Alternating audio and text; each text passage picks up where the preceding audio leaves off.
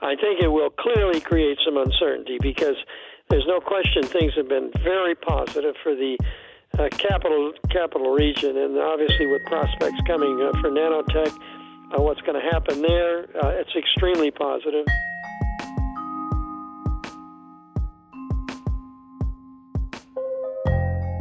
Hi there, it's WAMC News Director Ian Pickus, and on this episode of the WAMC News Podcast, the economic forecast for 2025.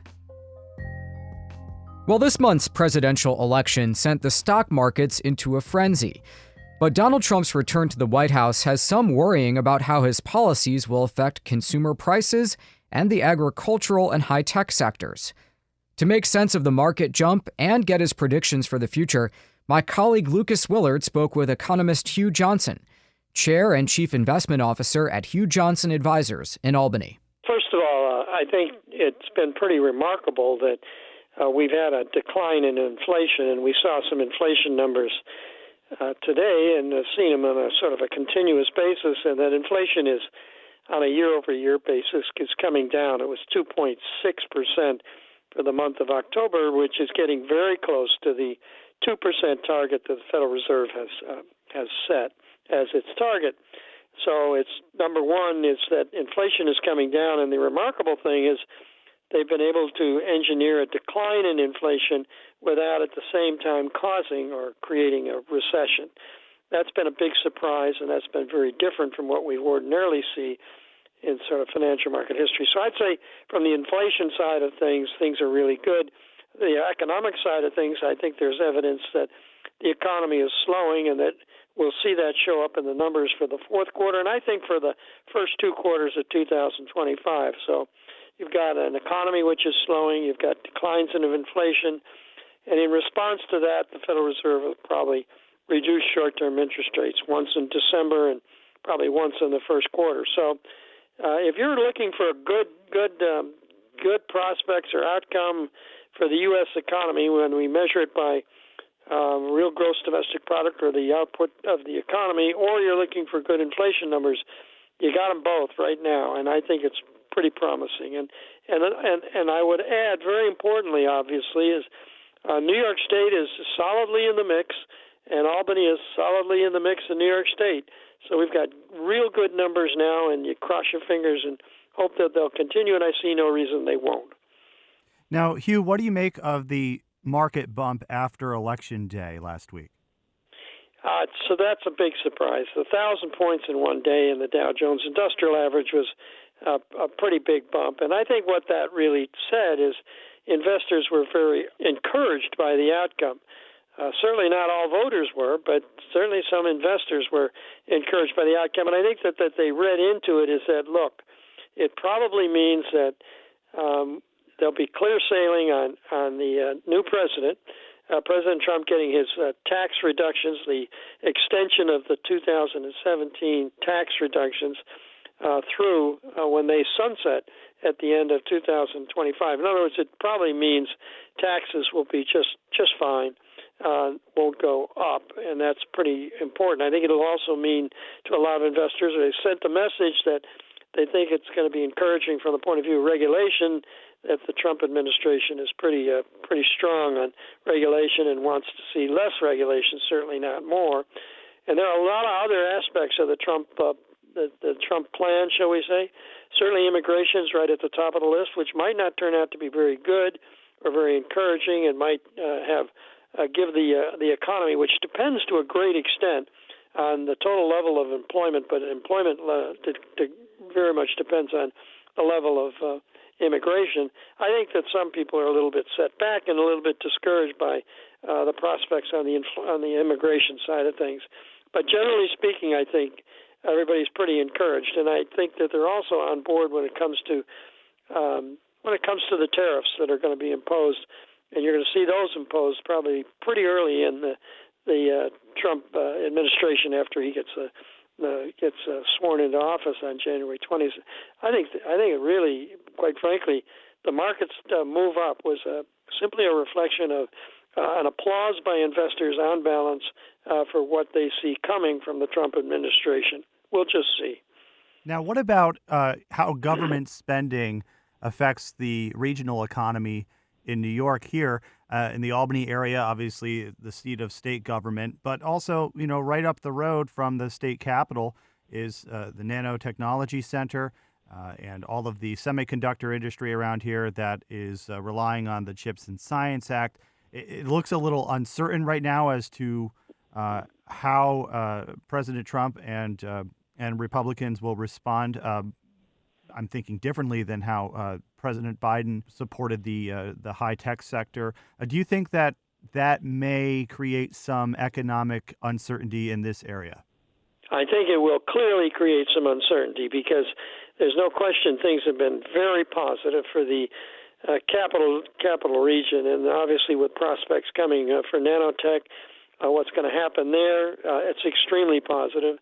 The CHIPS Act, as you recognize, has really been a big positive, generally speaking, for the U.S. economy, but also for the Albany economy. So I think it's a big positive, and you're absolutely right.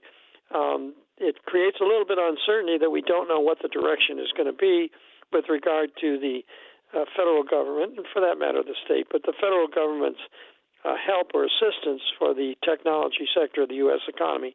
It's going to be extremely important. Technology is going to be very important for the U.S. economy, obviously, because productivity or the productivity that comes from spending on technology is absolutely vital for economic growth in the U.S. economy. But also it's important for, obviously, the jobs, the businesses that are going to be created in the capital region.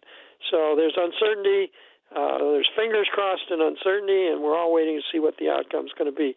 Right now, I think it's reasonably positive to expect we'll be continuing to make progress there, but believe me, there's uncertainty.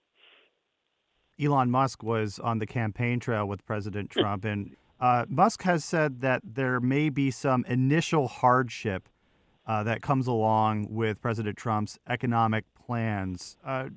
Do you take any stock of that? Yeah, I do. And the reason I do is I think that he sort of wedded himself to the concept of increasing the efficiency of the government. Now, quite frankly, we've seen almost every president that takes over in Washington has promised to increase efficiency at the federal government level, and by doing that, to hopefully get the deficits, the annual deficits, more in line with reality.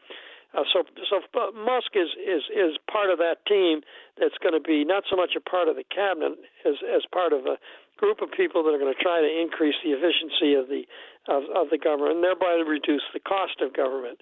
Again, we've seen this before. I personally am a little bit skeptical as to how much progress will be made.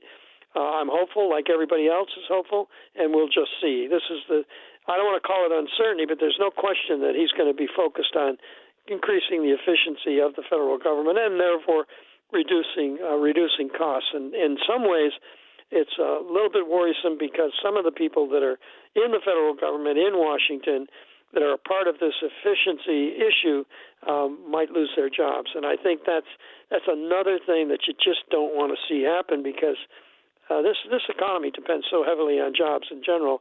And I'm not sure the prospects for jobs in the Trump administration is particularly bright, particularly given his policies on immigration. Now, what do you think that, with regards to immigration in the agricultural sector, you had mentioned it a little earlier too, but do you think that in the rural parts of New York, the more agricultural parts of New York, that they will see an economic hit if President Trump's promises with regards to immigration are enacted? Well, immigration can mean a lot of different things, and deportation certainly would be part of it, and that has been promised. I'm very worried about that. I'm very worried about that and the impact on the whole economy, particularly the agricultural component of the U.S. economy. So that's a reason to be very worried. But we're not just talking about deportation. We're talking about limiting the levels of immigration, maybe even to the point of stopping immigration at the southern border, and this also is a very important issue. Immigration has been, as I've mentioned, very important to the growth of the labor force, the growth of employment in the U.S., and as such, therefore, it's very important to economic growth, real gross domestic product growth in the U.S. And there's a lot of legitimate worries about the employment, let's call it the employment policies of the Trump administration, particularly when you look at trying to increase efficiency. That might be at the expense of some people that are employed in government. Increasing efficiencies, that might be at the expense of some of the people employed in agriculture. And, of course, the immigration policies, which will clearly be at the expense of those that are working in agriculture and a lot of other industries. And so you've got to be a little bit worried about employment, generally speaking, under a Trump administration and the impact that has on the economy. It's a worry. It's a concern. Anytime you get a change of this magnitude, you're going to have things to worry about, and that's certainly one of them. Now, Hugh, what about cryptocurrency? President Trump has said he wants to make the country, the U.S., the center of the cryptocurrency world. And also at the same time, Bitcoin hit an all-time high recently. What do you think about the future of cryptocurrency? Is that factoring into your predictions at all? Well, it's factoring into my predictions in the sense that I worry, I think about crypto, I think about the move we've seen higher in Bitcoin and crypto. I really do see that, and I look at that as somewhat of an example, and probably a pretty good example, of what can happen when investors move from, say, investing into speculation. You can make a very good case, I presume, that the case for crypto going higher is a pretty strong case. After all, there's some limits on supply, and there seems to be a growing demand, a demand which is now being encouraged by the president, and that demand shows up, of course, in the rise in the price. But again, I think it's important to recognize that there is let's call it to be nice, a speculative component to this, and therefore it carries with it significant risks. I don't, quite frankly, think that it's going to go nearly as far and as fast as many think, and there are plenty of folks that are big crypto fans, Bitcoin fans, that really they see a bright future for it. I'm not in that camp.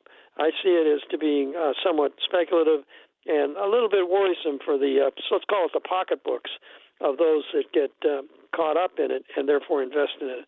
I would just simply, from my own personal point of view, recommend strongly, I might add, that investors don't have a very high percentage of their personal assets at all tied up in Bitcoin or in cryptocurrency. I don't think it's nearly as promising as everybody thinks.